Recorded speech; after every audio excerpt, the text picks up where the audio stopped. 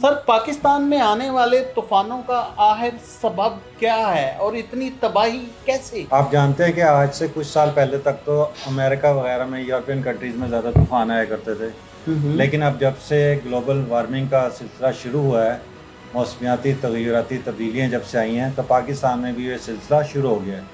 اس کی وجہ سے بہت زیادہ بڑے پیمانے پر تباہی پاکستان میں دیکھنے میں آئی ہے اور آنے والے دنوں میں اس میں اضافہ ہوتا جائے گا۔ لیکن اس مرتبہ جو زیادہ پریشان کن چیز تھی، اس کی بڑی وجہ یہ تھی کہ اس مرتبہ لوگوں نے بہت بڑی تعداد میں بجلی کی وجہ سے یا آپ کہہ لیں کہ لوڈ شیڈنگ کو قابو کرنے کے لیے سولر پینلز کا استعمال کیا تھا۔ اور ان سولر پینلز کو بہت زیادہ ہر طرح کے مستری نے اس پہ اپنے تجربات کیے، اور بالخصوص ایسی بلڈنگیں جس کے اطراف میں چار دیواری نہیں تھی اور وہ اوپن تھے یا چھت سے بہت اوپر لگائے گئے تھے، جب ہوا کا پریشر آیا تو وہ اپنے ساتھ سارے جو نٹ بولٹ وغیرہ اکھاڑ کر لے گیا، اور یہی سولر پینل جو ہے وہ مختلف جگہ پر جا کر گرے، جنہوں نے بہت زیادہ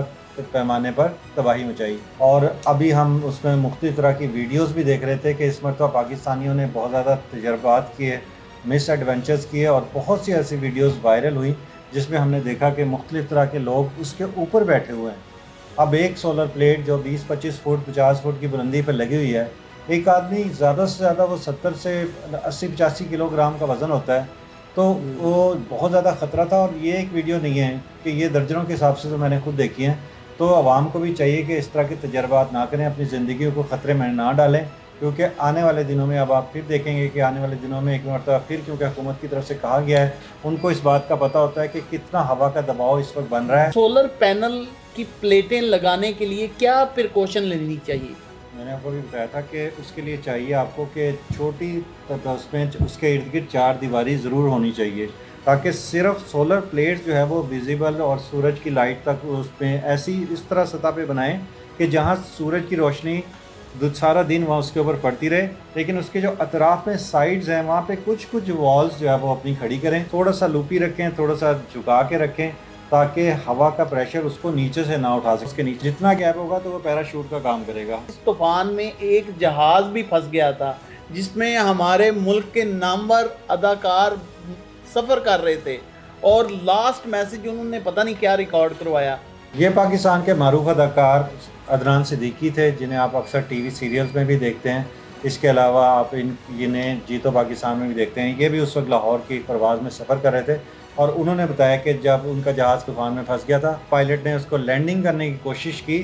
تو وہ ایک مرتبہ پھر جو ہے وہ ہوا میں بلند ہو گیا، اور اللہ تعالیٰ نے ان کی زندگی بچائی۔ تو وہ بتاتے ہیں کہ میں نے اپنا آخری میسج بھی، جسے آپ وصیت ہی کہہ سکتے ہیں، کہ انہوں نے لکھ دیا تھا، کیونکہ انہیں یقین ہو گیا تھا کہ آج وہ دنیا میں رہنے والے نہیں ہیں، تو انہوں نے یہ بتایا کہ ہمیں یہ احساس ہوا کہ اللہ تعالیٰ کی ذات کیا ہے اور ہم کیا ہیں، ہماری زندگی کی کیا اوقات ہے۔ ایک پل میں ہم اللہ تعالیٰ ہماری زندگی، جو ہمارا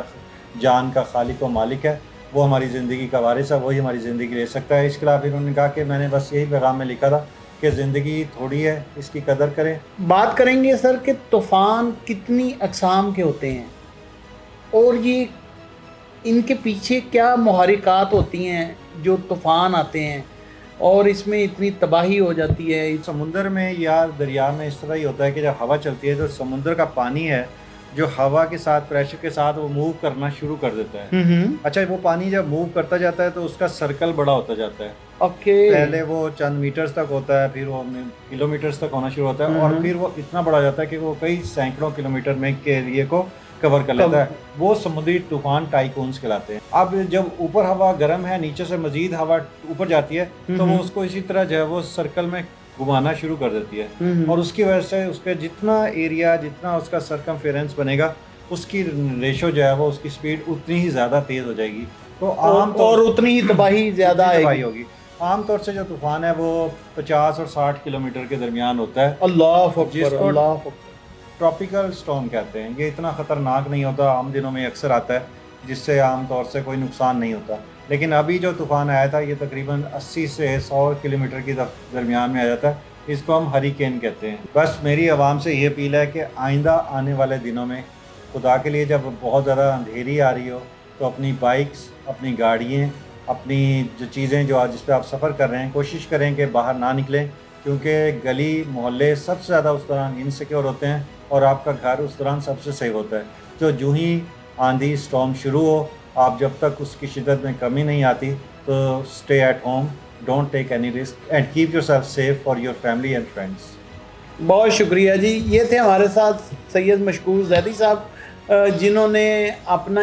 تجزیہ کیا، اور الحمدللہ میں بڑے دعوے کے ساتھ کہہ سکتا ہوں کہ انہوں نے جو تجزیہ کیا ہے، ان کے تجزیے کو کوئی بندہ چیلنج نہیں کر سکتا. ناظرین گرامی، قبل آپ سے ایک گزارش ہے کہ ہمارے چینل کو سبسکرائب کر لیں.